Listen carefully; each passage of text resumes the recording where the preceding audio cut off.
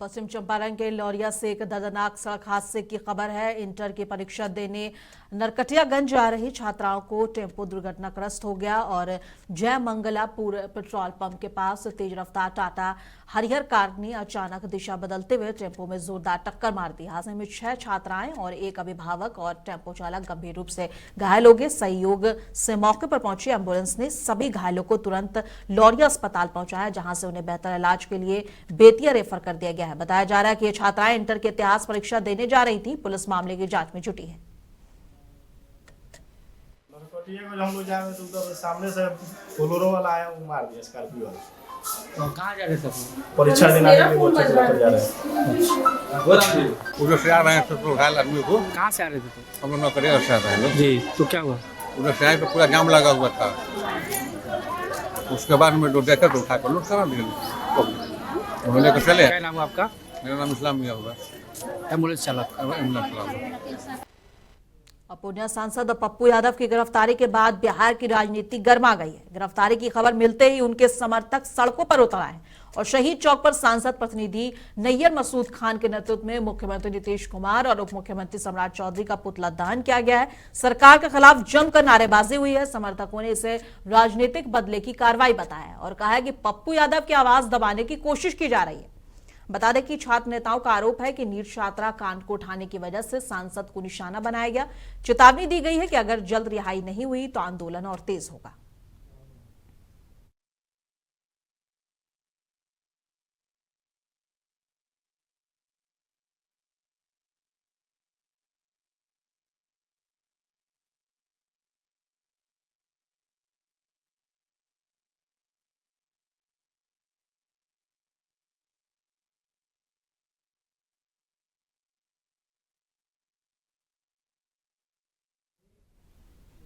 कटिहार में नुजहत बानो हत्याकांड की गुत्थी पुलिस ने सुलझा दी है।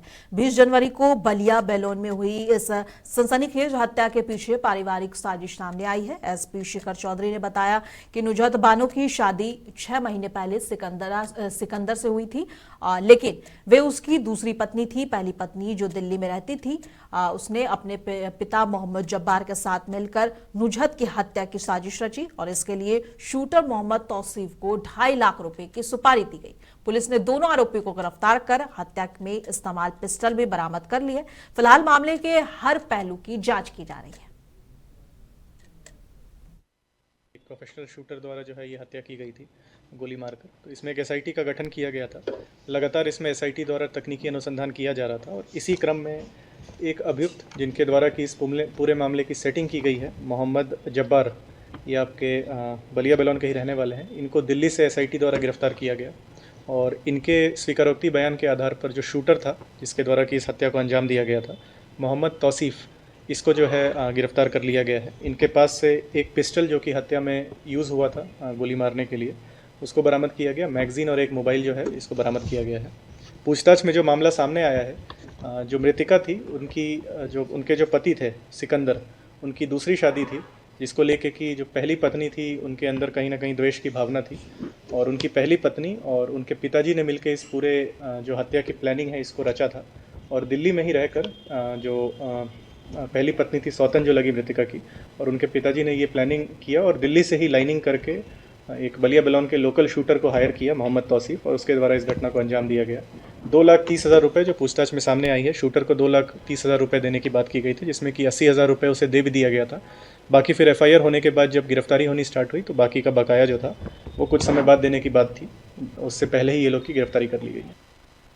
बिहार के सुपौल जिले से बड़ी कार्रवाई की खबर सामने आई है। इनकम टैक्स विभाग ने छातापुर प्रखंड के रामपुर में पैनोरमा ग्रुप के कई ठिकानों पर छापेमारी की है। बता दें कि सोमवार सुबह करीब 6 बजे आयकर विभाग की 12 सदस्यीय टीम पैनोरमा पब्लिक स्कूल और पैनोरमा अस्पताल समेत अन्य ठिकानों पर पहुंची और दस्तावेजों की गहन जांच शुरू की। सूत्रों के अनुसार यह कार्रवाई मनी लॉन्ड्रिंग से जुड़े मामलों को लेकर की जा रही है और रामपुर और पूर्णिया में स्थित दफ्तरों और आवासों पर भारी सुरक्षा के बीच तलाशी जारी है। इस छापेमारी से व्यवसायिक और राजनीतिक गलियारों में हलचल तेज हो गई है।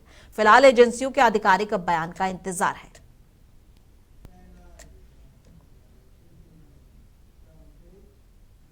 अब भागलपुर से राहत भरी खबर सामने आई है। बता दें कि बबरगंज थाना क्षेत्र से लापता हुई 10वीं की छात्रा जिया और सोनाक्षी आखिरकार सुरक्षित मिल गई है।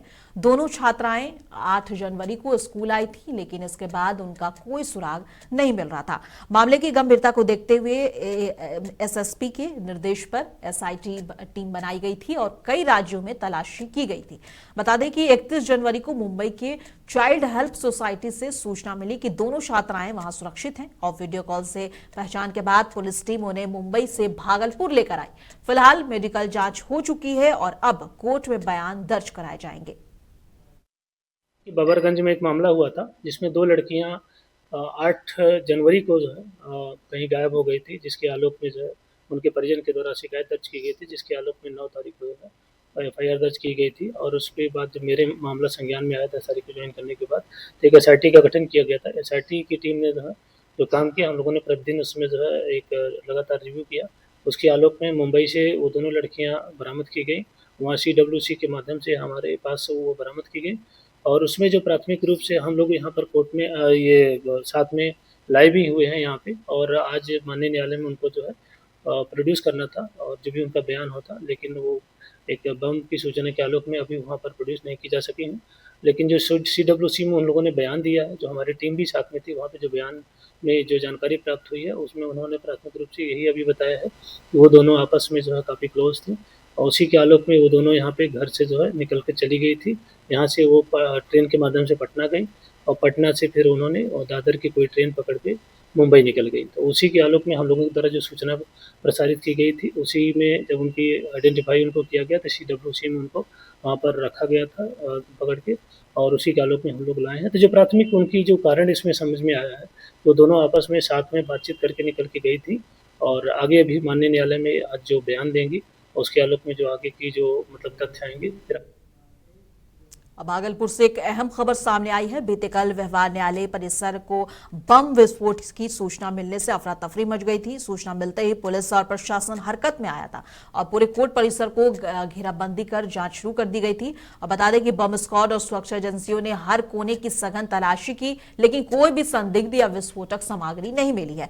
जांच के बाद पुलिस ने साफ किया है कि यह सूचना पूरी तरह झूठी और भ्रामक थी और इस तरह की सूचना पहले भी झूठी भ्रामक सूचना फैलाई जा चुकी है।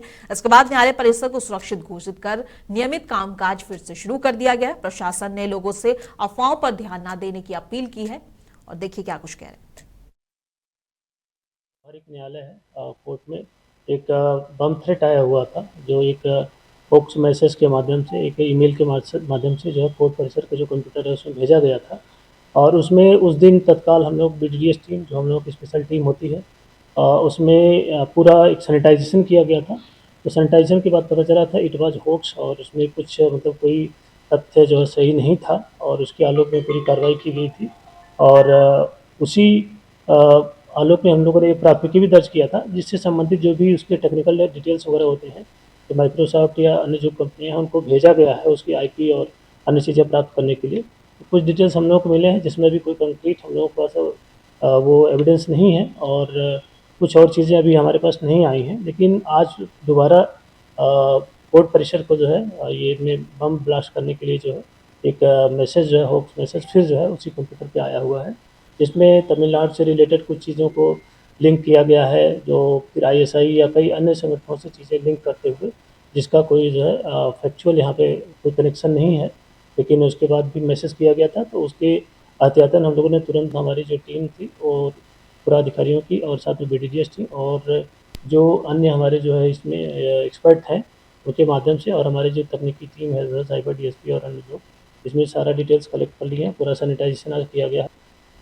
और गया जिससे एक चौंकाने वाली खबर सामने आई है। नगर प्रखंड के BDO राकेश कुमार को निगरानी विभाग ने 50,000 का रिश्वत लेते हुए रंगे हाथ गिरफ्तार कर लिया है। पटना से आई निगरानी टीम ने यह कार्रवाई प्रखंड प्रमुख के चैम्बर में की है, जिससे पूरे ब्लॉक में हड़कंप मच गया है। आरोप है कि BDO ने विकास योजना पास कराने के बदले 1 लाख रुपए की मांग की थी। शिकायत के बाद जाल बिछाया गया और जैसे ही पहली किश्त ली गई, BDO पकड़े गए। अब निगरानी को शक है कि यह मामला सिर्फ एक योजना तक सीमित था या फिर आरोपी को पटना ले जाकर आगे की कार्रवाई की जा रही है या आगे और भी कुछ क्या कुछ मामला है।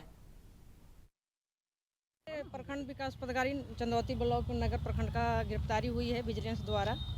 इन्होंने मुझे बराबर पैसे की मांग कर रहे थे, जिसकी शिकायत मैंने निगरानी विभाग को दिया था और आज उनकी गिरफ्तारी हो चुकी है। आप लोग देख सकते हैं कि उनको रंगे हाथों पकड़ा गया 50,000 लेते हुए मेरे द्वारा। किस काम के लिए? ये योजना चल रहा था मेरा। हाँ 15वीं 1 लाख की मांग। हाँ 1 लाख की मांग की गई थी, तो प्रथम किस्त मैं आज दे दी, लेकिन बराबर इनका मांग जारी था कि मैडम हमने शिकायत कर दिया। बहुत परेशान थे, इनके बार बार मुझ पर फ़ोन करके कि मुझे गूगल पे से दे दीजिए, लेकिन नहीं गूगल पे से तो नहीं दे पाऊँगी, मेरे पास गूगल पे नहीं है। क्या लगता है कि कहीं ना कहीं वीडियो जो है विकास कार्य में बाधा है? बहुत ज़्यादा बाधा। पंचायत सारे पंचायत समिति, हमारे मुखिया, मेरे स्टाफ ब्लॉक के त्राही माम थे इससे। जब से ये ज्वाइन किए सारे लोग पर बिना वजह धौस जमाना, बेवजह परेशान करना, कामों को बिना योजना को जांच करके उस पर दोहन करना, आपका काम ये है, त्रुटि मतलब निकालते रहना, पैसा की मांग करते रहना। और जहानाबाद के गौतम बुद्ध इंटर विद्यालय परीक्षा केंद्र पर एक अनोखा नजारा देखने को मिला, जब वर्षा कुमारी जो सुबह की शादी के जोड़े में बंधी थी, इतिहास के इंटरमीडिएट परीक्षा देने अपने एडमिट कार्ड के साथ पहुंची।